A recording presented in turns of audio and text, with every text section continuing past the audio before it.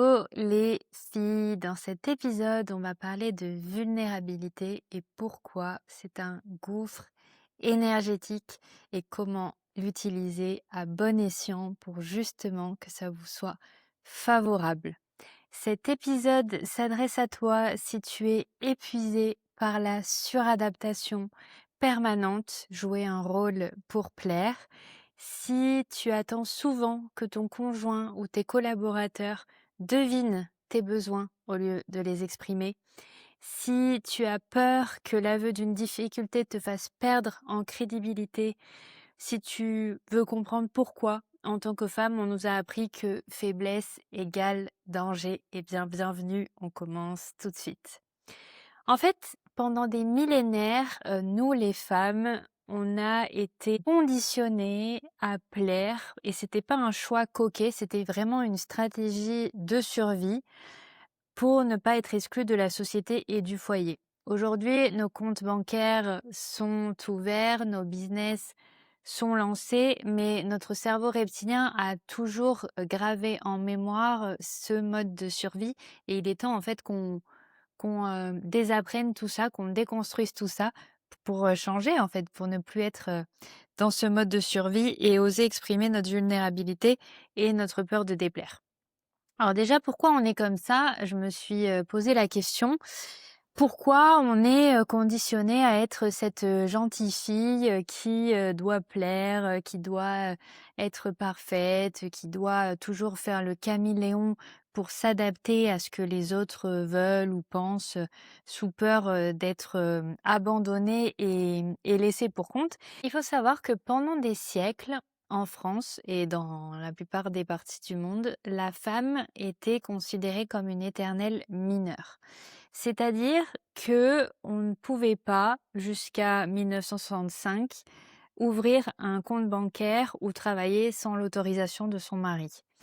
On ne pouvait pas avoir le droit de propriété ou l'accès à l'argent. Et donc, la seule assurance vie, en fait, c'était le lien avec un homme, soit notre père, soit notre mari, ou dans notre cas, le frère ou le cousin, mais une femme n'était jamais livrée à elle-même. Et la stratégie, du coup, qui a été mise en place depuis des siècles, c'était d'être aimable. Et quand vous décortiquez l'étymologie du mot aimable, c'est pas juste gentil, c'est vraiment être aimé. En fait, aimable, c'est qui est suffisamment voilà docile pour être aimé, si je puis dire, avec mes propres mots. Il fallait qu'elle soit douce, il fallait qu'elle ne fasse pas de vagues, parce que c'était littéralement une question de sécurité matérielle. Déplaire, en fait, c'était risquer l'exclusion, c'était risquer la pauvreté ou peut-être même l'envoi au couvent. Donc quand on a déjà remis en perspective ce poids qui pesait sur les épaules des femmes à l'époque, on comprend un peu mieux comment on a pu enregistrer et intérioriser ce syndrome de la gentille fille. À l'époque aussi, il y avait le fait de devoir être choisi en fait par un homme. Le mariage, c'était une transaction, c'était pas un acte d'amour. Donc pour être un bon parti, une femme devait cocher les cases de la docilité et de la discrétion. Et bien sûr, sa réputation était aussi quelque chose d'extrêmement important. Une femme qui exprimait trop fort ses opinions ou ses vulnérabilités était jugée instable ou hystérique. On l'a vu dans l'épisode sur la colère. Et cela réduisait ses chances d'être mariée. Donc, d'être protégée et d'être nourrie. Et là, quand on se réfère à la pyramide de Maslow, vous savez, la pyramide des besoins, être protégée, être nourrie, c'est vraiment des besoins fondamentaux. Donc, il y a vraiment cette question d'instinct de survie, de se plier à ce que la société attendait d'elle en tant que femme pour pouvoir s'en sortir. La vulnérabilité à l'époque était alors un danger, en fait. Si tu sors du cadre, si tu exposes tes failles, tu n'es plus impeccable pour le marché du mariage. Et enfin, il y a cet instinct du care, du soin, l'éducation. En fait, on a toujours élevé les filles comme étant le liant social. On attend toujours, d'une femme qu'elle anticipe les besoins des autres. En tant que femme, elle devrait deviner, elle devrait être maternelle, elle devrait s'occuper de son entourage. Ça, c'est quelque chose qui est plus culturel et lié à l'éducation et c'est pour ça qu'aujourd'hui, le fait de dire non, de dire: «Je ne sais pas» ou de se «rebeller» entre guillemets, ça brise en fait ce pacte tacite qu'on a fait depuis des siècles pour notre survie. Donc déjà, quand on plante le décor, on comprend un peu mieux pourquoi en tant que femme, c'est si difficile d'exposer notre vulnérabilité et même ça pourrait être l'objet d'un autre épisode, mais de s'entraider entre femmes, de mettre en avant la sororité, de se soutenir et de ne pas se jalouser ou de se mettre des bâtons dans les roues entre femmes. C'est vraiment quelque chose qui est culturel et qui est historique parce qu'on devait être la meilleure pour être choisie et on devait surtout pas se laisser marcher dessus par les autres parce qu'elles allaient être choisies à notre place et donc notre survie en dépendait. Comme vous savez, j'aime bien faire le parallèle avec le mindset américain. Je pense que c'est encore plus vrai en France, cette notion de vulnérabilité qui doit être cachée et qui est difficile en fait à déconstruire parce que, par exemple, les États-Unis ont été construits sur l'idée d'échouer, d'essayer, d'avancer, de conquérir, de se tromper, voilà. Ce sont vraiment des peuples qui sont venus conquérir une terre où il y avait déjà des peuples existants. Donc il a fallu, réitérer, il a fallu, se battre, chercher des solutions, échouer, créer quelque chose de nouveau, en fait. Et c'est très différent de notre culture à nous en tant que Français, où notre culture, c'était vraiment la cour à l'époque, de Versailles ou d'autres, ou d'autres rois, mais c'était vraiment la cour d'être lisse, de ne pas trop s'exposer, de ne pas déplaire au roi, de ne pas être, éjecté de la cour. Donc il fallait un peu, lécher les chaussures de ceux qui nous permettaient de vivre et de garder un potentiel statut. La vulnérabilité en France, elle nous coûte beaucoup plus cher. On ne montrait pas nos coulisses sales, on montrait surtout notre salon de réception, on misait beaucoup sur, le masque, sur les apparences, plutôt que sur concrètement, le processus et le cheminement pour arriver là. Et ça, c'est hyper utile de le comprendre aujourd'hui parce que, en tant que femme dirigeante ou, en tant que maman, vous pouvez vous rendre compte que ce sont des injonctions qu'on a encore bien férocement en France et qui moi, le fait d'avoir ma fille, je me rends compte que, il va falloir ramer pour qu'elle puisse penser différemment et encore on est en 2026. Quand je dis ramer, c'est face, évidemment à la culture et à l'entourage, parce qu'il y a plein d'injonctions, de commentaires, de choses qui ne sont pas faites, de manière négative, mais qui restent quand même bien intégrées, dans notre culture, actuelle. La vulnérabilité en France, elle est, très attachée à la honte, alors que je pense que ce sont 2 choses très différentes. En fait, la honte, c'est le contraire de la connexion, parce que la honte ne survit que si elle est cachée. C'est le diviser pour mieux régner. Tant qu'une femme croit qu'elle est seule, elle reste isolée et impuissante. Et sur ça, je voulais vraiment parler d'une femme remarquable qui est Gisèle Pellicot. Elle a refusé le huis clos. Elle a choisi de montrer sa vulnérabilité au monde entier, mais pour des faits qui sont atroces. Imaginez le courage qu'il a fallu pour être la première à oser se montrer, à oser afficher en fait qu'on a été ridiculisé, meurtri, utilisé, violé par des dizaines d'hommes. Enfin, il faut avoir un courage immense. Et le fait d'ouvrir cette porte, ça permet vraiment de mettre en lumière ce qu'elle dit souvent et cette phrase qui est devenue un léma féministe, que la honte change de camp. Et avec la vulnérabilité, c'est un peu pareil en fait. Tant que c'est tacite, tant que c'est caché, vous avez cette honte de, ne pas, exposer du coup, ce qui va pas ou ce que vous comprenez pas ou ce que, vous êtes en train d'apprendre ou vos difficultés. Mais dès qu'en fait vous choisissez d'ouvrir la porte, alors sur des sujets j'imagine qui sont quand même moins pesants que Gisèle Pelicot, mais si elle, elle a réussi à le faire et à passer outre cette honte, je pense qu'on en est toutes capables et franchement bravo à cette dame, elle est hyper inspirante et et c'est devenu un rôle modèle, comme d'autres, dans qui ont marqué l'histoire donc vraiment, incroyable. Elle a brisé le tabou, elle a refusé de se cacher et c'est en refusant de se cacher qu'elle a transformé sa vulnérabilité en une puissance politique. Elle n'est plus la victime honteuse, en fait, elle devient le témoin accusateur et c'est l'acte ultime de vulnérabilité qui devient en fait un bouclier pour tous les autres.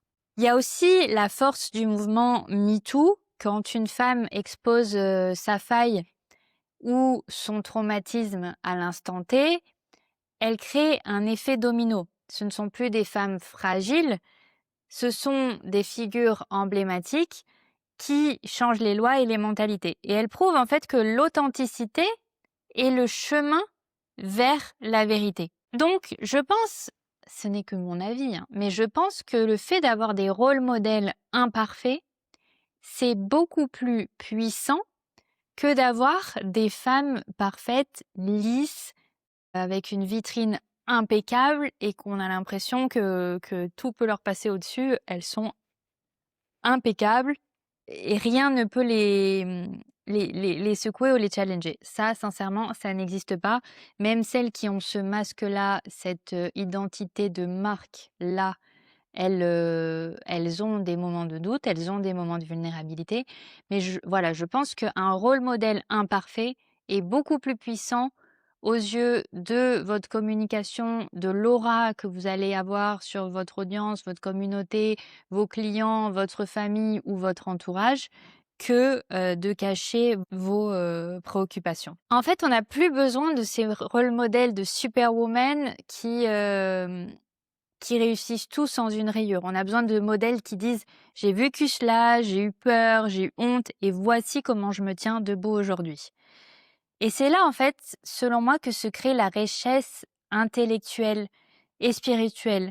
C'est on ne se connecte pas avec la réussite des autres, on se connecte en fait avec leur cheminement, avec les étapes par lesquelles ils sont passés. On se connecte à leur humanité, on se connecte aux émotions partagées. Et ça, c'est très, très, très, très important si vous passez par un moment de vulnérabilité, de le voir sous cet angle-là, parce que c'est un peu comme dans l'épisode Oser se montrer, c'est un service que vous rendez peut-être à d'autres femmes d'oser exposer ce sentiment, cette facette de vous qui est plus vulnérable. Alors évidemment, c'est pas facile hein, de le faire. C'est pas facile d'oser se montrer en étant vulnérable, surtout si on est dans un entourage pas tant ouvert d'esprit que ça, ou parce qu'on a toujours le syndrome de l'imposteur, où on se dit voilà que elle peut le faire, mais moi non, si je le fais, mon entreprise va s'écrouler, que vont penser mes collaborateurs, que va penser ma tante ou que va penser ma cousine, je sais pas. On pense toujours aux autres. Mais il faut penser en fait à la clarté d'esprit que vous allez gagner en exposant votre vulnérabilité. Il y a une clarté dans la communication qu'on peut gagner en exposant le je ne sais pas, je me demande comment faire, j'ai besoin d'aide, je suis à bout, j'ai besoin de toi. Voilà, en exprimant vraiment qu'on a peur de paraître incompétente ou d'être un fardeau, en osant le dire, et ça élimine en fait les malentendus que ça pourrait causer avec notre conjoint ou notre équipe. Parce qu'on perd une énergie mentale absolument folle à attendre que l'autre lise en nous. Parfois, je ne sais pas si ça vous est arrivé, mais on rumine en disant: «Mais pourquoi si? Pourquoi ça? Pourquoi il m'écrit pas? Pourquoi elle présente pas ses excuses? Pourquoi si?» En fait, on rumine sur des choses ou avec les équipes. Quand on manage des équipes, c'est un truc de fou. On se dit: «Mais pourquoi il voit pas que je suis à bout, que j'ai besoin qu'il fasse ça, qu'il avance ça, qu'il soit proactif sur telle tâche ou tel sujet? Pourquoi?» Eh ben, c'est simple, économisez-vous cette énergie mentale de broyer du noir sur ce que les autres devraient faire et exprimez-le de manière claire. En fait, la communication en exposant vos besoins, elle est 1000 fois plus utile. C'est une économie d'énergie des 2 côtés et une meilleure relation sur le long terme. Donc la vulnérabilité, c'est vraiment un levier d'efficacité. C'est casser la communication inexistante et en fait, ça donne à l'autre le mode d'emploi pour vous aider. On gagne en clarté, en vitesse et en sérénité. Là, je suis à bout, cet outil me dépasse. Écoute, j'ai une semaine de fou, est-ce que tu pourrais m'aider sur telle tâche pour qu'on puisse avancer plutôt que tu restes bloqué à m'attendre et que moi j'ai l'épée de Damoclès de il est en train de m'attendre parce que j'avance pas cette tâche. Voilà. C'est vraiment un game changer pour toutes les personnes qui sont impliquées dans un sujet. Et pour ça, si jamais ça fait écho avec vous pour, un projet ou à des finalités marketing ou business, il y a, la partie, build in public, construire en public, que je trouve hyper intéressante au niveau du storytelling et de la connexion que ça crée avec son audience. C'est le fait de vraiment construire en public les étapes, d'un projet, d'un business ou de lancement d'une offre ou voilà, peu importe, ça peut être même au niveau perso, hein.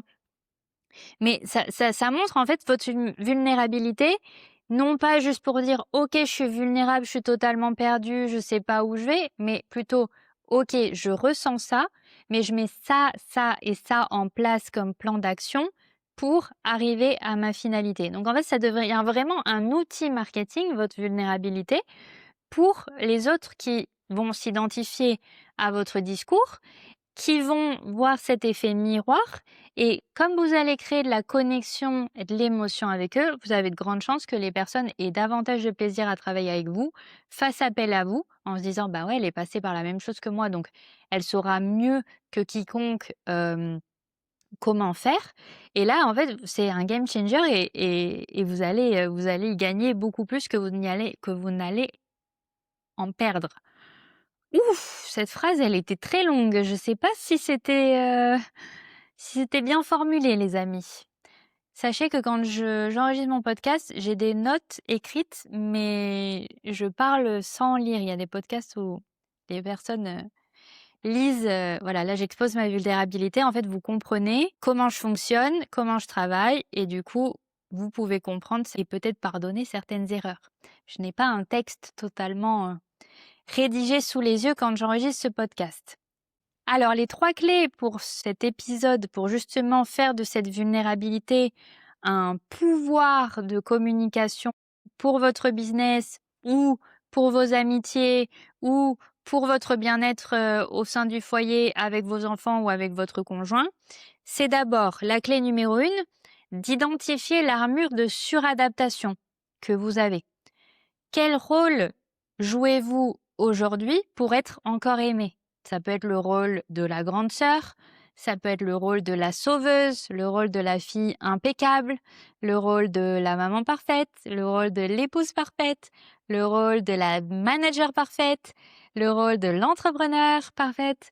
Quel est le rôle que vous endossez aujourd'hui et qui vous pèse plus qu'il ne vous sert? Ça peut être, inconfortable, hein, comme exercice. La deuxième clé, c'est pratiquer ce que j'appelle la vérité radicale.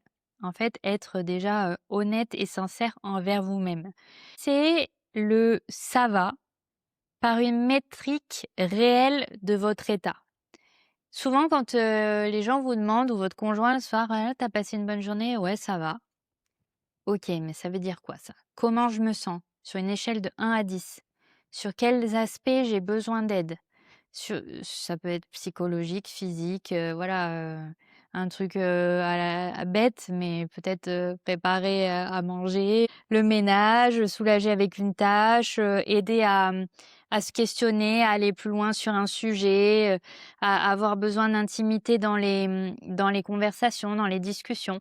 Voilà. Essayez de donner plus que ce «ça va», concrètement, de quoi vous avez besoin, en fait, pour, pour aller mieux, pour être, à la version optimale de ce que vous pourriez être. Donc ça passe par comprendre à combien vous êtes et exposer ce côté vulnérable pour qu'on puisse comprendre vos besoins et vous aider. Et enfin, la troisième clé, c'est la partie transmission. Comme je vous le disais dans un épisode, moi le fait d'avoir eu ma fille, ça m'a aidée dans le sens où il y a plein de choses que je me dis: «Si je ne le fais pas pour moi, au moins que je le fasse pour elle». Et donc je me dis, de ce côté-là, qu'est-ce qui rendrait service à ma fille, mais du coup plus largement à toutes les petites filles en France et plus largement à toutes les petites filles dans le monde? Qu'est-ce qu'il serait utile qu'elle voie, qu'elle identifie avec sa maman pour ne pas rester bloquée dans ce masque de la gentille fille? Est-ce qu'il vaut mieux qu'elle voie une maman parfaite en mode Shiva, qui gère tout sur le bout des doigts, qui ne flanche jamais, qui est toujours impeccable, qui ne craque jamais et qui a une armure dure comme fer? Ou est-ce qu'il vaut mieux qu'elle voie une maman qui ose montrer sa vulnérabilité à ses proches, à ses clients, à sa famille, voilà, à ses partenaires et que ce soit en fait une véritable moteur et que ça démontre sa force parce que grâce à cette vulnérabilité, elle apprend, elle s'adapte, elle, trouve des solutions, elle, connecte. Enfin sincèrement, moi c'est le numéro 2. Et je veux sincèrement que ma fille n'ait pas à porter ce fardeau de la petite fille parfaite et j'espère qu'à travers notre éducation, on arrivera à lui faire comprendre qu'on l'aimera et qu'elle réussira, peu importe, qui elle est et ce qu'elle veut être et qu'elle n'ait pas à porter ce masque et ce poids de la gentille fille pour plaire ou pour coller aux diktats de la société. Bon ça c'est un vaste sujet, mais je sais pas si vous le ressentez. Moi j'ai qu'une fille, donc je peux pas imaginer je peux pas comparer avec, des garçons. Mais est-ce que vous voyez la différence si vous avez des filles et des garçons, au niveau de l'éducation? Moi je trouve que même si au sein de la famille, on est très ouvert d'esprit, que tous les champs sont possibles et cetera, quand ils rentrent à l'école, en général, c'est: «Ah non, mais le foot, c'est que pour les garçons, du coup, je peux pas jouer avec eux» ou enfin, c'est des petites phrases comme ça où tu te dis: «Mais non, c'est pas possible». Moi, il y a eu des phrases au sein de la famille qui ça me fait des gros red flags et je me dis: «Mais en fait, les gens, ils se le disent sans s'en rendre compte, mais c'est quand on croise un petit garçon ou quoi», enfin, ma fille, elle a même pas 1 an. Quand on croise un garçon, c'est: «Oh, mais c'est peut-être son amoureux à la crèche». Mais non, ça peut être juste un ami. Ou alors c'est, «Oh mais elle est mieux maintenant qu'elle est un peu plus fine, elle était moins bien avec ses petites joues». Mais attendez, l'injonction de la minceur, l'injonction d'avoir un amoureux. Non mais elle a même pas 1 an les amis, laissez-la être qui elle veut, faire ce qu'elle veut et c'est pareil. Au début, j'avais dit: «Non, mais on lui mettra pas que du rose, je veux qu'elle s'habille, avec plein de couleurs, neutres et tout, que ce soit pas trop genré et tout». Bah, en fait, dès qu'elle a pas de rose, on la prend pour un garçon et toi tu là: «Mais non, j'ai pas envie qu'on la prenne pour un garçon non plus». Donc bon voilà, vous voyez où je veux en venir. Ou peut-être pas, je me suis peut-être encore, perdue dans mon explication. Donc voilà, l'idée c'est vraiment d'essayer d'identifier ces moments-là où vous essayez de porter trop de poids pour pas vous montrer vulnérable et vous dire: «OK, si mes enfants regardent ou si j'étais à la place de mes enfants, qu'est-ce que je préférerais qu'ils voient?» Et sincèrement, la vulnérabilité, ça va devenir si vous osez vous montrer plus vulnérable et alors il faut peut-être pas commencer en public si c'est un peu, inconfortable pour vous, mais ne serait-ce que dans l'intimité de votre couple ou ensuite, dans votre entourage familial ou, dans votre entourage, d'entreprise, vous montrer vulnérable petit à petit, ça va devenir votre force parce que vous vous rendez compte que la honte change de camp, que les personnes, elles vous comprennent mieux, elles, comprennent ce dont vous avez besoin et du coup, elles vous épaulent mieux, elles vous accompagnent, elles, vous soutiennent, elles vous aident à aller plus vite et ça va devenir vraiment votre, super pouvoir magique. Voilà, donc pour terminer, je voulais juste vous recommander le TEDx de Brené Brown. Je ne sais pas si vous l'avez déjà vu, mais c'est sur la vulnérabilité. C'est une conférence qui est très très très connue et qui permet d'ouvrir son regard sur le sujet. J'espère que cet épisode vous aura intéressé. N'hésitez pas à laisser un commentaire ou 5 étoiles sur la plateforme d'écoute de votre choix. Je vous dis à la semaine prochaine.